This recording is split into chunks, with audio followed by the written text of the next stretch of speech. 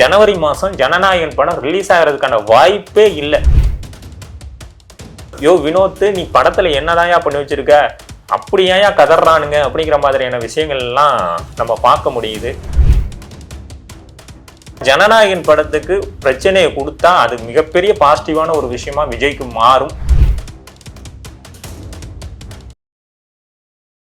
Coffee கடை நேயர்களுக்கு வணக்கம். இன்னைக்கு நம்ம பார்க்க போற விஷயம் என்னன்னு பாத்தீங்கன்னா, ஜனநாயகன் படம் ஜனவரி 9 திரைக்கு வருது அப்படிங்கிற ஒரு விஷயம். கடந்த ரொம்ப நாளாவே இந்த விஷயம் போயிட்டு இருக்கு.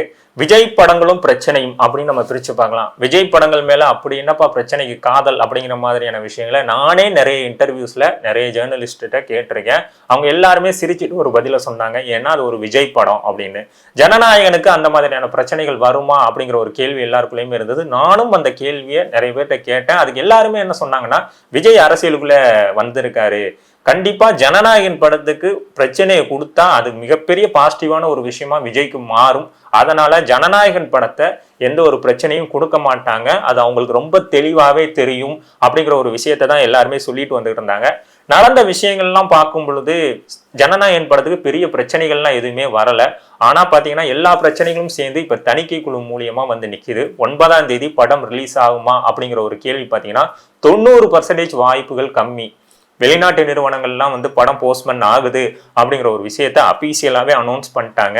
எனக்கு தெரிஞ்சு தலைவா படங்கள்ல ஆரம்பிச்சது விஜய் படத்துக்கு பிரச்சனைங்கிறது இப்ப ஜனநாயகன் வரை வந்து நிக்குது. ஆனா தலைவா படம் மட்டும்தான் சொன்ன தேதியில ரிலீஸ் ஆகல. மற்ற படங்கள்லாம் ஏறக்குறைய சொன்ன தேதியில ரிலீஸ் ஆகிறதுக்கான ஒரு சூழ்நிலைகள் தான் அந்த படத்துக்கு அமைஞ்சது. ஆனா விஜய் படத்தை பொறுத்தவரை கடைசி நாள் வரை பிரச்சனை இருக்குங்கிறது மாற்று கருத்து இல்லை. அப்படிதான் இந்த தணிக்கை குழு பிரச்சனையும் ஜனநாயகன் படத்துக்கு வந்து கண்டிப்பா கடைசி நேரம் வரை கொண்டு போவாங்க. கடைசியில தணிக்கை குழு சர்டிபிகேட் கிடைச்சிரும், கண்டிப்பா படம் ரிலீஸ் ஆயிரும் அப்படிங்கிற ஒரு எண்ணத்துலதான் எல்லாருமே இருந்தாங்க. ஆனா அப்படி நடக்கிறதுக்கான வாய்ப்பு 90% குறைஞ்சு போச்சு. படம் போஸ்ட்பான் ஆகிறதுக்கான வாய்ப்புகள் தான் அதிகம் அப்படிங்கிற மாதிரியான செய்தி தான் இப்போ சமூக வலைதளங்களையும் கோர்ட் சொன்ன தீர்ப்புலையுமே நம்ம பார்க்க முடியுது. இதுல மிக முக்கியமான ஒரு விஷயம் என்னன்னு பாத்தீங்கன்னா, 9 தான் படம் ரிலீஸ் பண்ணணுமா, 10 ரிலீஸ் பண்ணக்கூடாதா, தை பிறந்தால் வழி பிறக்கும் அப்படிங்கிற ஒரு நீதிபதியோட கருத்துக்கள்லாம் ஒரு ஆச்சரியமடை செய்யுது. இது விஜய் ரசிகர்கள், விஜய் தொண்டர்கள் மத்தியில மிகப்பெரிய ஒரு கோபத்தை உண்டு பண்ணியிருக்குன்னே சொல்லலாம். இன்னொரு விஷயம் என்னன்னு பாத்தீங்கன்னா, இதுல எல்லாருமே இந்த பிரச்சனைக்கும் எங்களுக்கும் சம்பந்தம் இல்லைங்கிற மாதிரி ஒதுங்கி போயிருக்காங்க. இன்னொன்னு, இந்த படத்துல தணிக்கை குழுக்கு இவங்க வந்து டிசம்பர் 18 அனுப்பிச்சிருக்காங்க.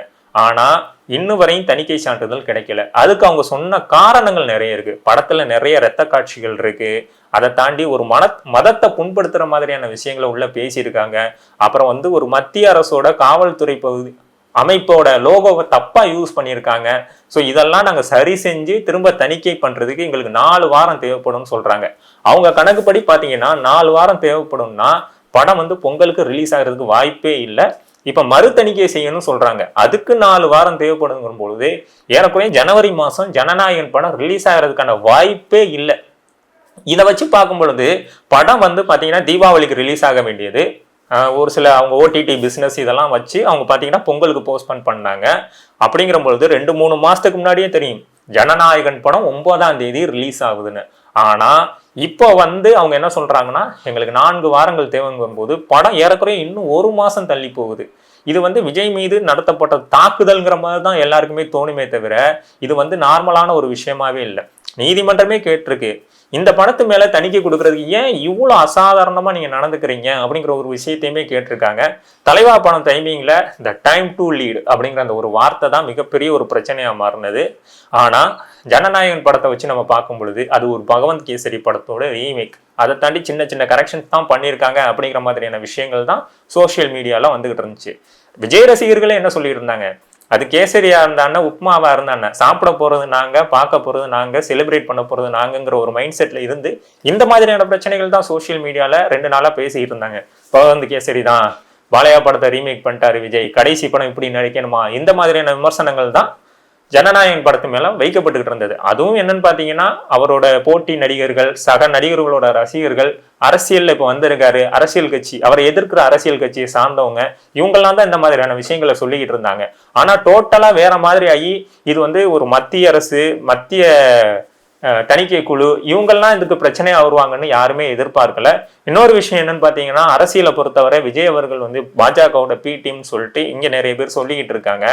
அதனால நாங்க பாஜகவோட பி டீம் இல்ல, எங்களுக்கு மத்திய அரசு அழுத்தம் கொடுக்குது, பிரச்சனை கொடுக்கறதுங்கிறக்காண்டி விஜய் கட்சியை சார்ந்தவங்களே, விஜயை சேர்ந்தவங்களே இந்த மாதிரியான பிரச்சனையை உருவாக்குறாங்க அப்படிங்கிற மாதிரியான விஷயங்களும் சமூக வலைதளங்கள்ல பரவிக்கிட்டு இருக்கு.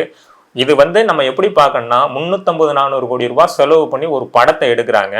அந்த படத்தை வச்சு விஜய் விளையாடுவாரா அப்படிங்கிற ஒரு கேள்வி எல்லாருக்குள்ளயுமே இருக்கு. அதை தாண்டி பாத்தீங்கன்னா, சீமான் அவர்கள் சொன்னாரு, நான் பகவந்த் கேசரி படம் பார்த்துட்டேன், இவங்க இவ்வளவு தள்ளி போடுற அளவுக்கு தணிக்கை குழு நடந்துக்கிற அளவுக்கு அந்த படத்துல அப்படி எந்த விஷயமும் இல்லை, ஏன் இவ்வளவு பிரச்சனையை கொடுக்குறாங்கன்னு சீமான் அவர்கள் சொல்லிக்கிட்டு இருக்காங்க. ஒரு சைடு இதை பார்க்கும் பொழுது பகவந்த் கேசரியோட படம் இவ்வளவுதான் சொல்லி ஒரு சைடு மட்டுப்படுத்துற அரசியல் நடந்துகிட்டு இருக்கா அப்படிங்கிற ஒரு கேள்வியுமே இதுல எழுது. விஜய் அவர்கள் மேல 1000 விமர்சனம் இருக்கலாம். அவர் அரசியல் தலைவரா, ஒரு நடிகரா பிடிக்கலாம், பிடிக்காம போகலாம். அவரோட நடவடிக்கைகள் ஒவ்வொருத்தருக்கும் பிடிக்கும், ஒரு சில பேருக்கு பிடிக்காது. ஆனா ஒட்டுமொத்தமா பார்க்கும் பொழுது தமிழ் சினிமாவோட உச்ச நட்சத்திரம், அதுல எந்த ஒரு மாற்று கருத்தும் இல்லை. இன்னைக்கும் அந்த மலேசியாவில் நடந்த ஆடியோ லான்ச் பார்க்கும் பொழுது எல்லாருமே சொல்லலாம், இவரை விட ரசிகர்கள் இன்னொரு நடிகருக்கு கூட இருக்காங்க, இவரை விட சூப்பர் ஸ்டார் இவர் தான் அப்படின்னு சொல்லிட்டு நிறைய விஷயங்கள் நம்ம சொல்லலாம். ஆனா விஜய்க்கு அவ்வளவு கூட்டம் கூடுது அப்படிங்கிற போது அவரும் ஒரு மாசான கிளாஸான ஒரு ஆக்டர் தான். அப்படிங்கிற பொழுது ஆக்டர் விஜய்க்கு அவ்வளவு பிரச்சனை கொடுத்துருக்காங்க. இப்ப பொலிட்டீஷியன் விஜய் அப்படின்னு வரும் பொழுது இது முழுக்க முழுக்க அரசியல் உள்நோக்கத்தோட செயல்படுதா அப்படிங்கிற ஒரு கேள்வியுமே எழுது. இதை தொடர்ந்து பாத்தீங்கன்னா, பராசக்தியா ஜனநாயகனா அப்படிங்கிற ஒரு போட்டி தான் 2 நாட்களா சமூக வலைதளங்கள்ல பீக்ல போயிட்டு இருந்தது. இந்த சென்சார் தணிக்கைக்கு அனுப்புறது, இந்த பிரச்சனைகள்லாம் யாருமே இதை பத்தி பேசல. இன்னைக்குதான் இந்த விஷயம் பூதாகரமா ஆகுது. ஏன்னா இன்னைக்கு கொடுக்கப்பட்ட தீர்ப்பு, அதாவது இந்த படத்துக்கான இந்த விசாரணைக்கான தீர்ப்பு 9ஆம் தேதி தான் 10 மணிக்கு தான் வழங்கப்படும். அது 11 மணி ஆகலாம், 12 மணி ஆகலாம், 1 மணி கூட ஆகலாம். ஆனா ஜனநாயகன் படம் உலகம் முழுவதும் 9 மணிக்கு காலையில ரிலீஸ் ஆக வேண்டிய ஒரு படத்துக்கு தீர்ப்பே நாங்க அப்பதான் கொடுப்போம்னா, இது திரும்ப எப்படி வருதுன்னா, ஒரு புலி படத்துக்கு நடந்த மாதிரி. புலி படத்துல கூட பாத்தீங்கன்னா இன்கம் டேக்ஸ் இஷ்யூ இருக்கு, நாங்க அதை தீர்த்து கணக்கு வழக்கெல்லாம் சரி பண்ணிட்டு தான் படத்தை ரிலீஸ் பண்ணுவோம்னு சொல்லிட்டு ஒரு விஷயத்த சொன்னாங்க. ஆனா இங்க ஒரு படத்துக்கு கொடுக்கப்பட வேண்டிய தணிக்கை சான்றிதழ்லேயே பிரச்சனை ஏற்படுதுங்கிற பொழுது இதை வந்து விஜய் ரசிகர்கள் எப்படி பார்ப்பாங்க, விஜய் தொண்டர்கள் இதை எப்படி பார்ப்பாங்கன்னு பார்க்கும் பொழுது இது ஒரு அரசியல் அழுத்தமா தான் பார்ப்பாங்க. முழுக்க முழுக்க இப்போ இந்த நொடி வர நடந்த விஷயங்களை வச்சு நம்ம நோட் பண்ணி பார்க்கும் பொழுது ஜனநாயகன் படம் 9ஆம் தேதி ரிலீஸ் ஆகிறதுக்கான வாய்ப்புகள் ரொம்ப கம்மி. விஜய்க்கு மேலும் ஒரு பிரச்சனையை உண்டு பண்ணக்கூடிய விஷயமா அவரோட படமே அமைஞ்சிருக்கு. அவர் படத்துல பிரச்சனை இல்லை, ஆனா அந்த படத்தை வச்சு பிரச்சனை பண்றதுக்கான வாய்ப்புகள் நிறைய இருக்கு.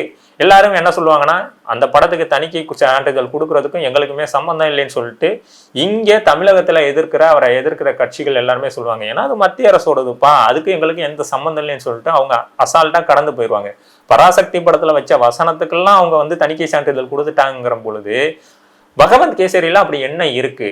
இப்ப எல்லாரும் என்ன கேட்கறாங்கன்னா, யோ வினோத், நீ படத்துல என்னதாயா பண்ணி வச்சிருக்க, அப்படியா கதறானுங்க அப்படிங்கிற மாதிரியான விஷயங்கள் எல்லாம் நம்ம பார்க்க முடியுது.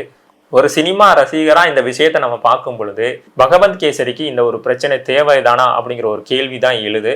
ஏன்னா விஜய் அவர்களோட கடைசி படம் அப்படிங்கிற மாதிரி தான் இந்த படத்தை ப்ரொமோட்டே பண்ணாங்க. அந்த லாஸ்ட் ஒன் டான்ஸ் அப்படிங்கிற பொழுது அந்த படத்துக்கு இவ்வளவு பெரிய பிரச்சனை கொடுத்துருக்காங்க. 9ஆம் தேதி தெரியும், இந்த படம் 9ஆம் தேதி மதியம் ரிலீஸ் ஆகுமா? வாய்ப்புகள் ரொம்ப கம்மி. ஏன்னா ஒரு மிகப்பெரிய ஓப்பனிங்ல ரிலீஸ் ஆக வேண்டிய ஒரு படத்தை பிரச்சனையை உண்டு பண்ணி 9 மணிலேருந்து 12 மணிக்கு மாற்றும் பொழுதே அந்த படத்துக்கான அந்த வீரியம் குறையிறதுக்கான வாய்ப்புகள் கூட இருக்கு. சமீபத்துல நிறைய படங்கள் அப்படி டிலே ஆகி நல்லா ஓடி இருக்க வேண்டிய படங்கள் வசூல் ரீதியா பெரிய சாதனை பண்ணாமலும் மக்கள்கிட்ட கொண்டு போய் சேர முடியாமலும் தவிச்சிருக்கு. ஆனா விஜய் படத்துக்கு அப்படி நடக்கிறதுக்கு வாய்ப்பு இல்லை. ஆனா விஜய்க்கு இந்த மாதிரியான பிரச்சனை தலைவா படத்துக்கு அப்புறம் ரொம்ப நாள் கழிச்சு நடக்குது. நடுவுல புலி படத்துல நடந்தது. புலி படம் எப்படி போனுச்சுன்னு எல்லாருக்குமே தெரியும். ஜனநாயகன் படம் முழுக்க முழுக்க மக்களை என்டர்டெயின் பண்றதுக்கான ஒரு படமா தான் இருக்குன்னு சொல்லிட்டு வினோத் அவர்கள் சொல்லியிருந்தாங்க. அதை தாண்டி பார்த்தீங்கன்னா மத்திய அரசை சீன்ற மாதிரியும் ஆளும் வர்க்கத்தை சீன்ற மாதிரியான வசனங்கள்லாம் இருக்கும்னு நம்ம எதிர்பார்க்கிறோம். அதனாலதான் இந்த பிரச்சனைகள்லாம் வருது அப்படிங்கிற ஒரு எண்ணமும் எல்லாருக்குள்ளேயுமே இருக்கு. நீங்க இந்த ஜனநாயகன் படம் 9ஆம் தேதி ரிலீஸ் ஆகிறதுக்கான காரணம் என்னவா இருக்கும்னு நினைக்கிறீங்க? அரசியல் அழுத்தமா இருக்குமா, இல்ல உண்மையாவே ஜனநாயகன் படத்துல சர்ச்சைக்குரிய வசனங்களோ காட்சிகளோ இருக்கும், அதனாலதான் இவ்வளவு பெரிய பிரச்சனையா மாறுது அப்படிங்கிற ஒரு சூழலா? உங்களோட கருத்துக்களை கமெண்ட் பக்கத்துல சொல்லுங்க. அடுத்த வீடியோல சந்திப்போம். நன்றி, வணக்கம்.